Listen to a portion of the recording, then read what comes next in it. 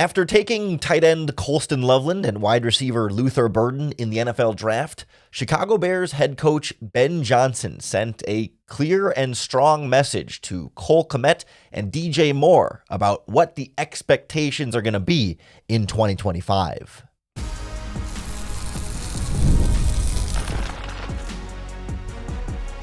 You are Locked On Bears, your daily Chicago Bears podcast. Part of the Locked On Podcast Network, your team every day. This is Locked On Bears, and I'm your host, Lauren Cox.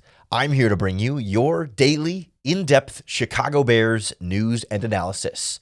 You can follow me on Twitter at CoxSports1, and you can follow the podcast at Locked On Bears on TikTok, Instagram, Facebook, Twitter, and the Locked On Bears YouTube channel, where you can keep up with all of our video podcasts as well. Thanks for making Locked On Bears your first listen today. We're part of the Locked On Podcast Network, your team every day. Today's episode is brought to you by the Amazon Fire TV Stick 4K. Turn any TV into your own Xbox. No consoles needed. Head to amazon.com/Fire TV Locked On to learn more. On the show today, we'll hear from Bears head coach Ben Johnson about how he's going to manage having all these receivers and both of these tight ends, and how do you get the ball to everybody. And well, it means everyone's going to have to step up a little bit, and the pressure is going to be on. And he didn't call out DJ Moore and Cole Kmet by name, but you can kind of read between the lines as to, hey, guys, you got to step up because we've got other talent here as well, and we're happy to have you, and we're happy to not have you because we got talent all over this passing game. And so we'll hear Ben Johnson's perspective on that, and then we'll look more closely at like how you fit all these guys. Like, where is the playing time and what we can learn from Ben Johnson's Lions offense about how much Colston Loveland and Luther Burden will play as rookies. And then we'll look kind of longer term at both positions, wide receiver and tight end, and what the future might look like for the likes of DJ Moore and Cole Kmet specifically. The same conversation also applies, I think, at other positions. But when you hear the way Ben Johnson talks about this, and because he was specifically asked about the weapons, right? He's going to go into details here about paying attention to what's happening when you don't have the ball in your hand and being the kind of consistent teammate and player down in and down out will be what helps determine who gets more targets and who gets the ball. And so I think it's a message, first of all, to the rookies, to Colston Loveland and Luther Burden, to say, hey, this is how it's going to work here. But it's also a message to the players that Ben Johnson inherited from the previous regime in DJ Moore and Cole Kmet, to say, hey, whatever, expectations were before with that previous staff, things are going to be a little bit different now. And Ben Johnson talked about specifically like dialing it up and saying, hey, this is what we're going to be all about. And in the comment, you'll hear him say like something along the lines of like, there's some specific people in here that are going to need to dial it up. He doesn't say who. He just talks about how the message is being sent to some specific individuals, and it's pretty easy to at least include DJ Moore in that conversation, if not Cole Kmet as well. You're going to walk into OTAs with a ton of weapons to work with as an offense. We were talking with Ryan last night about managing the feeding all those mouths, keeping all those guys happy, invested, engaged, and juiced. What is the challenge for you as a head coach of creating the environment so all that can mesh together? Listen, we talked about it. The moment the players got back into the building, call it 3 weeks ago now, it was going to be a competitive environment. There is no depth chart right now. If you want to play, you got to go earn it. If you want a role, you got to go earn it. They know that. So we were very straightforward and honest with them when they came into the building. I think all we did this weekend was we might have just turned up the notch, just a couple of dials for certain people in the building. So that's a good thing. That's a healthy thing. That's where you bring out the best, not only in your team, but in each individual. So what I'm going to be curious to see is what guys look like when the ball's not in their hands on offense. Okay? Yeah, you're right. We have a lot of weapons. And so how are you going to run your route when you might not be number one in the progression? Okay? How are you going to block for your teammate when he has the ball? Because if you do those things right, then as a coaching staff, we're going to want to get you the ball a little bit more. So it all ties together. It all goes hand in hand, and that's the beauty behind it. So the reason why we all point to DJ Moore specifically with those comments, and to a lesser degree Cole Kmet, right? It's not just that, well, yeah, the Bears used their first two picks at tight end and wide receiver, but when he specifically talks about, hey, how do you run your route when you know you're not first in the progression or the play is not designed to get to you? How do you block for your teammates? Like, those are things that there were plenty of examples on DJ Moore's tape in particular, when he's running a route that's not part of the play, he doesn't run as hard. He doesn't run as crisp of a route. And you can kind of tell based on DJ Moore's effort and energy whether the ball is going to go to him or not on a particular play. And that's not the kind of behavior that's very becoming of an NFL number one wide receiver and someone who's costing the Bears $25 million this year and just got a major contract extension. I think there are similar, there's a different set of questions just about like Cole Kmet's, consistency and upside and ceiling and what he can really achieve and how much is like the offense holding him back versus how much there's just limitations for him from like a speed and playmaking standpoint there and also like finishing, blocking, and some other little things like that where you just look at those two guys and they've been kind of the consistently around the last 3-4 years of, or what is it, 4 years I think for Cole Kmet of offensive inconsistency and kind of falling into some habits in that regard that haven't always led to success. And so this is Ben Johnson saying, hey, we've got other guys. We have other options now. And so everyone needs to step up, especially you guys. It's not as though he's here and wants to get rid of DJ Moore or that he wants to get rid of Cole Kmet. I don't think either of those two things are true. I think he's saying, hey, if you work hard and do everything we ask you to do, we'll be super happy to have you as a part of our offense, and we really want you to be a part of our offense. We want you to do all these things so that you can be successful and that we can be successful with you. Like Ben Johnson didn't go into this draft saying, I need to get a wide receiver and I need to get a tight end because I have to replace these guys. That was not the plan, and that was not that's not why they did it. But now that those guys are here, Ben Johnson can look at this and say, oh, I've got some flexibility now. I'm not forced to have to use Cole Kmet as my number one tight end for the next 3 seasons. I'm not forced to have to use DJ Moore as my number one wide receiver for the next 3 seasons. You would like to. You hope that they're good enough and consistent enough and buy in and do everything you ask so that they are great players, because you always want more great players in your offense. And these are players the Bears have invested a lot of time, energy, and money into, and you would like for them to be long-term pieces in the offense. And by all accounts, they all should be long-term pieces in this offense. There's no strong reason to suggest that DJ Moore is on his way out or Cole Kmet's on his way out. All of that there's been social media speculation involved about all that, but like I really don't think there's much to suggest that Ben Johnson doesn't want those guys here. I think he absolutely wants all of them here. And it's not a different standard for them than it is anybody else. Any player who isn't going to run their routes hard when they're not being thrown the ball isn't going to get playing time. That's true for DJ Moore. That's true for Rome Odunze. That's true for Luther Burden, who has some, there was some talk about character and wide receiver diva stuff with him a little bit at Missouri. Like, it's a message to him. It's a message to every wide receiver on the roster. It's a message to every tight end of the roster. And the same thing is true at other positions, right? It's a message to Braxton Jones and Karan Amagaji. We drafted Ozzie Trapillo in the second round. If you don't do all the things we want you to do and don't, perform the way we ask you to perform and do the drills and technique and everything, like, we've got options now. They gave themselves options in the draft. That wasn't necessarily like plan A was get a new tight end and wide receiver, but it was like, oh, we got him. So now we got options. We can be particularly firm about this thing, because it's not like, well, DJ Moore is the only good receiver we got, so we got to just take whatever he's going to give us, or Cole Kmet's the only good tight end we got, so we just have to accept whatever we get out of him. Well, not anymore. Now you've got real competition at all these spots. Like you said, there's no depth chart right now. So it's up for grabs. Whoever can show up and do all the things that the coaching staff asks them to do from an effort, a hustle standpoint. This is not like a hard thing to do. It's just, hey, run your route every time and block every time. So the message has been sent, and I think it will be well received, and I think it will turn out great.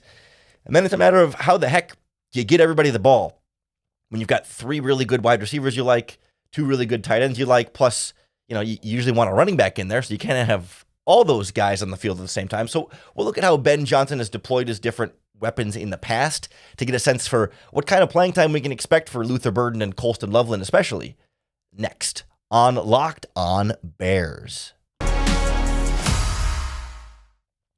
This episode of Locked On Bears is brought to you by our friends at Monarch Money. Do you ever check your bank account and wonder, whoa, where did all my money go? Between dining out and online shopping, entertainment, it can be easy to lose track, but that's where Monarch Money comes in as your personal CFO, giving you full visibility and control over your finances. I have the Monarch Money app on my phone and I use it all the time because it's not just a budgeting app. It's a complete financial command center where you can track all of your accounts and spending in one place so you can stop just managing your money and start building wealth. I love it because for a long time I was juggling multiple apps, right? I had an app for my bank account, I had an app for my credit card, I had an app for my retirement account, I had an app for my investments, and I kind of have to jump between each one to kind of figure out what my financial picture looks like. But with Monarch Money, it is all in one place to check my finances, track my spending, and plan long-term goals. So take control of your finances with Monarch Money. Use our promo code LOCKEDONNFL at monarchmoney.com for 50% off your first year. That's monarchmoney.com, promo code LOCKEDONNFL for half off your first 12 months. So assuming everybody buys in, everybody's hunky-dory, and everybody is hungry to get to work and be the best they could be, I don't know if we're going to have talk of another race to 1,000 yards like we did last year with DJ Moore and Keenan Allen and Roman Dunes. Yeah, it's probably, hopefully we can avoid some of that hype this part of the offseason, but everybody's going to want the ball. And the Bears have no shortage of playmakers now. When you look around, like how you even start to figure out who's going to line up and how many snaps everybody's going to get. Because if you think about it, you've got 3 receivers you really want out there: DJ Moore, Roman Dunes, Luther Burden. Plus, Olamide Zaccheaus is a solid number 3 wide receiver in the NFL. Devin Duvernay has some upside. Tyler Scott has some upside. You got plenty of wide receivers you want to use. And now between Cole Kmet and Colston Loveland, you want them both on the field as much as possible. Kmet's making a bunch of money, and Colston Loveland was a first-round pick. And you can only have 5 skill players on the field at the same time. So are you taking DeAndre Swift out and you're just having no running back in the backfield and no threat of the running game? Like, you can't exactly do that. I suppose like Luther Burden has some flexibility. Like, you could put him in the backfield, but it's not really the same threat of a run. The same, it's sort of like people talk about the Deebo Samuel possibility there. And like, yeah, that can be a gadget kind of thing every once in a while, but not a sustainable threat for opposing defenses to have to account for here. Like, it's something, I think last year Luther Burden lined up in the backfield 17 times out of like 500 some odd plays, right? So it's just every once in a blue moon, a package here or there type of thing. And so if you say we have to have at least one running back on the field, DeAndre Swift most of the time, then that leaves you 4 spots for wide receivers and tight ends. And so you got 5 guys you want to play there: Moore, Adunze, Burden, Kmet, Loveland. So that's where instantly people say, oh, no, the Bears are going to trade Cole Kmet. Are they going to trade DJ Moore? No, I think Ben Johnson looks at it and says, great. We've got more weapons than we know what to do with. Gee, that sucks.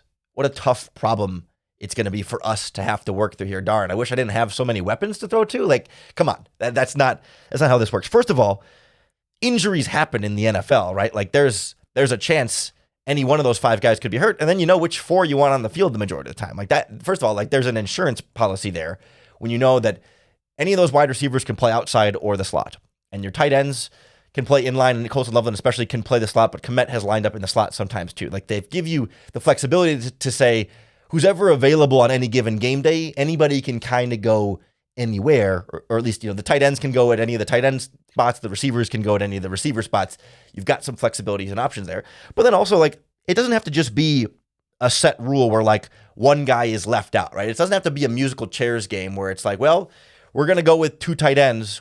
So sorry, Luther Burden, you sit on the bench for all those plays and you only come on the field when there's 3 wide receivers, right? It doesn't have to be that your number 1 and number 2 wide receiver are on the field at all times and your number 3 wide receiver only comes on the field when you have 3 wide receivers. Like, you can rotate guys in at those spots so that when you have, say you have 3 wide receivers on the field and 1 tight end, sometimes that 1 tight end is going to be Cole Kmet. Sometimes that 1 tight end is going to be Colston Loveland. It's not as though that one of the tight ends is going to be the starter and one is going to be the backup. And so the starter is in on all of the 1 tight end plays and the backup only comes in when you have 2 tight ends on the field. They're going to share single tight end plays sometimes.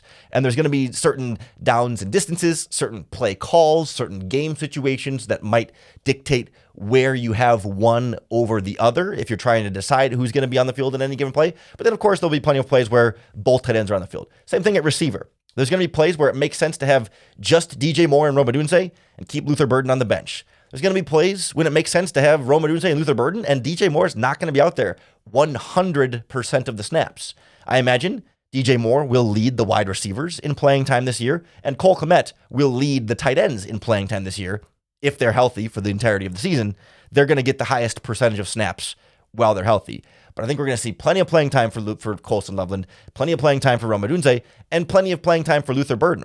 Because if you look back at what the Detroit Lions offense looked like with Ben Johnson last season, and it's not to say that what Ben Johnson did with the Lions last season is going to be exactly the same as what he does with the Bears this season, but it's a good jumping off point, a good starting point, and we can also compare it to what we saw from the Bears this year to get a sense of what might look different for us. Ben Johnson's offense used 3 or more wide receivers on the field 55% of the time, whereas the Bears offense last year used 3 or more wide receivers 75% of the time. So 55% was the Lions, 75% was the Bears. So you could see where the 3 wide receiver sets are going to come down a little bit, 3 or more. So this includes, 4 or 5 wide receiver sets, although I don't think either team ran any true 5 wide receiver sets last year. And the Lions didn't run any 4 wide receiver sets, if I remember, or maybe a tiny bit. Nonetheless, the Lions are going to run less 3 wide receivers than the Bears did last year, but it still represents more than half of the offensive snaps, right? In theory, if DJ Moore, Rome Odunze, and Luther Burden stay healthy all season, they're going to all play at least 55% of the Bears' snaps this season. I suppose, okay, does Olamide Zaccheaus and Tyler Scott rotate in there occasionally? I guess maybe. But, right, you're looking at least, okay, can we say at least 50% of the time, all 3 of those wide receivers will be on the field over the course of the season? Like, that's not an unreasonable thing to expect. And then, of course, whoever's on the field when it's only 2 wide receivers will play even more, right? But at a minimum, all 3 of those guys will be on the field for 50% of the snaps. Then you look at the tight ends, and it's not going to be that different of a rate because Lions offense was among the league leaders in multi-tight end packages last season. Ben Johnson's Lions had 2 or more tight ends on the field on 44. We can round it up to say 45% of the time just to make it easier, right? Roughly 45% of the time last season, they had 2 or more tight ends on the field. So that means, at a minimum, both Cole Kmet and Colston Loveland should see the field about 40 to 45% of the Bears' snaps. And one will probably have, Kmet will probably have slightly more. Loveland will probably have slightly less. But it's not as though one of these guys is going to be sitting on the bench, twiddling their thumbs, wasting away over the course of their rookie season. Like, that's 500 snaps for Luther Burden. That's probably more than that, but 50% snaps. That's probably 600 snaps for Luther Burden. It's probably 450 snaps for the likes of Colston Loveland this season. That's not bad at all. For a rookie coming in, even as a first-round pick, like, yeah, of course, in an ideal world, do you want them out there for every single snap? I mean, I guess. But it's about fielding the best possible set of weapons on the field and keeping everybody fresh. Cole Kmet playing, there were a number of games last season where Cole Kmet played 100% of the offensive snaps. And that's great. And he can be an Iron Man, and he has some stamina to be able to do so. But you kind of have to ask yourself, is he at 100% stamina for all 100% of those plays? I mean, Cole Kmet played almost 1,000 snaps last season. It was a career high 993 snaps. It wouldn't hurt to give him a few more plays off. Not because he's not good enough, but just so that he's not playing. He had games where he played 70, 76 snaps in that game against the Vikings in overtime. Like, guys get gassed, even NFL athletes, and to be able to keep players fresher by playing them a little bit less can help them be even more efficient. Can that be the extra couple of yards of speed you have after the catch, or the extra yard of separation you can create before the catch because you have that much more juice because you just had the last couple plays off, not because you were bad, but because the Bears legitimately had a good enough option to give you that break because other players can do well in your spot. And then you'll figure out later how it's all going to work in the long term. And that's kind of the lingering elephant in the room that, okay, yeah, you've got Luther Burden and Rome Odunze and DJ Moore and Cole Kmet and Colston Loveland all there now, but for how long do you keep all of those guys together? That's kind of been the conversation on social media with DJ Moore and Cole Kmet, where it's like, even if they buy in and they're playing well, like, at some point, is it worth having Cole Kmet and Colston Loveland, a year or 2 down the line? Or do you say, hey, it's time to unleash the first round pick and let him be the number 1 tight end, and then you pay Cole Kmet a bunch of money to be the number 2 tight end? And if Luther Burden and Rome Odunze develop into 1,000-yard guys? Does DJ Moore's role shrink and then you pay him, or how this all sort of works out? So I want to look at the long term a little bit here of like what DJ Moore and Cole Kmet's contracts look like and how long we could expect to see them continue to be Chicago Bears into the future. Next on Locked On Bears. This episode of Locked On Bears is brought to you by our friends at FanDuel Sportsbook, America's #1 sportsbook. And FanDuel is here to make your NBA playoff experience even more exciting because FanDuel customers get an incredible way to get in on the action. Because right now, when you join FanDuel and place your first $5 bet, you'll get $250 in bonus bets if your first bet wins. Or if the NBA playoffs aren't your thing, you could bet on football, even though the draft is over. You can bet on the upcoming season, who's going to win divisions, who's going to win rookie awards, how certain rookies are going to perform. I can see there are odds already for somebody like Luther Burden as Offensive Rookie of the Year. Also for Colston Loveland, who are not near the top, but are right there in the mix. So if you want to bet on those or any of your other favorite sports, it's all there in the FanDuel app that's safe, secure, and super easy to use. So don't miss out. Head to FanDuel.com and claim your $250 in bonus bets today with America's #1 sportsbook. So I'm not the reactionary type here to say Colston Loveland and Luther Burden means the clock's ticking on DJ Moore and Cole Kmet. Those guys are both going to be on their way out. I don't think that's imminently the case. I do wonder if it does shorten the long-term time horizon a little bit, though. Right? Like if the Bears don't draft a tight end until the third or the fourth round or fifth round or whatever, Cole Kmet's going to be here for a while. But when you draft a tight end in the first round, I don't know that Cole Kmet and Colston Loveland are both going to be here for all 5 years of Colston Loveland's rookie contract. You know, like is Cole Kmet going to play out the entirety of the 4-year, $50 million extension the Bears gave him? Or after a couple seasons of Colston Loveland, is it say you kind of say, hey, listen, he just necessitates more playing time, so Cole Kmet's role shrinks. And if Cole Kmet's role shrinks, are you going to pay him $11.6 million against the salary cap to play in a smaller role? Like that's the salary of a tight end who's a #1 player who plays a significant piece of your offense. I mean, his average salary on this new deal ranks 1, 2, 3, 4, 5, 6, 7, 8th highest paid tight end in the NFL right now. And at some point, you expect a top 10 pick in Colston Loveland to surpass that. So then what does the timeline look like at tight end? I think when you look at Cole Kmet's contract extension that the Bears gave him, really, it's kind of 1 year at a time here. It's whenever Colston Loveland is ready, they can get out of Cole Kmet's contract after this season. There's a lot of financial flexibility built in. His cap hit's the same every year, but the guaranteed money starts to run out after this season. So after this 2025 season, the Bears, in theory, could cut, just straight up release Cole Kmet and save over $8 million in salary cap space. I don't think they would do that. I think they would certainly look to trade him before they would try and release him. Because again, he's only going to be 27 years old. And also, I don't think they're going to be eager to do so, right? They're not going to be in a hurry and say, screw this, let's get this bum out of here. Like, I think he'll still be playing at a high level. And it's just a question of maximizing value. Do you get more value by having Cole Kmet be your sort of like #2 tight end in a smaller role, making $11 million? Or could you get more value for him in a potential trade, right? Because they're not going to trade Cole Kmet for a 7th round pick. That wouldn't really be worth it. But if a team offered you, I don't even know what the number would be, or what the pick would be, right? Like 4th round pick, maybe could you go as high as a 3rd? I don't know. But if a team offered you a good draft pick, maybe that would be worth your while. Not because you're in such a hurry to get rid of Cole Kmet because he's such a bad player, but it's the flexibility that the Colston Loveland draft pick created for you.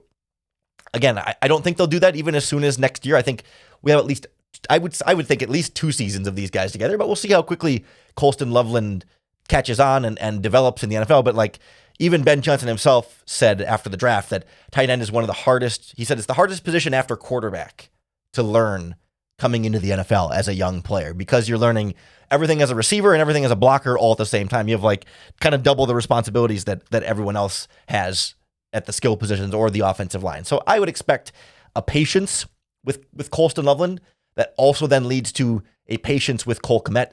And I would expect we get Cole Kmet obviously this season. They're not getting rid of Cole Kmet before week 1 or anything. And then I would bet we even get to see him for the 2026 season, but then maybe after that is when, or maybe even the trade deadline in 2026, like those could be the kinds of times when a potential Cole Kmet exit could come. But that's assuming if everything goes the way it's supposed to with Cole Kmet, with Colston Loveland, and we shouldn't take anything for granted or assume anything just yet in this process. I don't want to get too far ahead of ourselves. I just want to sort of keep a crystal ball eye on the future here of like what the possibilities could be down the line. Similar timeline, I think, for DJ Moore. When you look at his contract after the big extension they just gave him, not this season, not next season, but after 2026, he'll turn 30 in 2027, and that's the first year the Bears can pretty easily get out from underneath that contract. His cap hit in 2027 is going to be $28.5 million. He's going to be an expensive wide receiver 2 years from now. And if Rome Odunze and Luther Burden both look like high-level NFL wide receivers 2 years from now, then I think the Bears will be in a position to then, cut and or trade DJ Moore at that point when he's on the wrong side of 30 and when the young players behind him on the depth chart are developing and look like they can handle it without you. And it's just about value at that point. No one is eagerly trying to get rid of, or no one should be eagerly trying to get rid of DJ Moore or Cole Kmet. But the players that the Bears have added, the young players that they've added at wide receiver and tight end, give them the flexibility that if at some point it became advantageous for them to get rid of those players, it's something they would have the possibility to consider because of how they've been able to build the roster around them and underneath them on the depth chart. It's just Ryan Poles giving himself options. The option is that, hey, if things don't work out with Kmet or Moore, you've got young players to replace them. If things don't work out with the young players you just drafted, draft busts happen, and you never want to assume it the day after draft day, but it's possible that Loveland or Luther Burden doesn't pan out. Well, then great, you've got DJ Moore and Cole Kmet, right? It's not like you're counting on these rookies to come in and be instant 1,000-yard receiver playmakers that have to be the key to your offense being successful. Like Ryan Poles wanted to have the ability to say, hey, if these guys work out, great. These guys don't work out, we'll be fine. Or if the veterans we have don't work out, then we've got these guys, like they've got their bases covered. They have insurance policies here. They've got, almost every possibility accounted for here, except for, I guess, the possibility that your draft picks bust and your veterans are bad. I guess that's sort of the nightmare worst case scenario. But at that point, everyone's getting fired anyway. So, what does Ryan Poles have to worry about at that point? So I think the Bears are in a good spot with these weapons. I think Ben Johnson can get creative and can squeeze more out of them by playing them less. Kind of get more per snap rather than just running the same guys all over like the Bears did last season with 75% of the time. It was Moore, Odunze, Keenan Allen, Cole Kmet, DeAndre Swift. Like that was your offensive personnel like 75% of the time last season. Now you can get more creative, throw different things at the defense to have to prepare for who's lining up where, who's on the field in the snap, how are we going to cover these different players. It all bodes well for a more potent passing attack for Caleb Williams. He's the big winner in all of this. And we probably haven't spent enough time in the pre-draft process and now post-draft talking about Caleb Williams benefiting here. But we'll have plenty of time to do so in the coming days and weeks here in the Locked On Bears podcast as we get to know this Bears draft class even better. So make sure you hit that subscribe button on YouTube or wherever you listen to podcasts, because that's going to be the best way to keep up with all of our daily, in-depth Chicago Bears news and analysis. Thanks for making Locked On Bears your first listen today. We're part of the Locked On Podcast Network, your team every day. There's always more football coverage for you on the Locked On NFL podcast, where I co-hosted this Tuesday morning edition with Tyler Rowland. And we talked about the Bears being one of the big winners of the offseason, along with, he's a big fan of the Giants offseason. We talked about some of the losers of the offseason, like the Cincinnati Bengals and the Atlanta Falcons. And we talked about some of the quarterbacks taken in the draft, not named Cam Ward and Shedeur Sanders. So more football talk always over at the Locked On NFL podcast that comes out twice a day. More Bears talk every single day with Locked On Bears. So make sure you come on back tomorrow. Make Locked On Bears your first listen once again for another opportunity to bear down.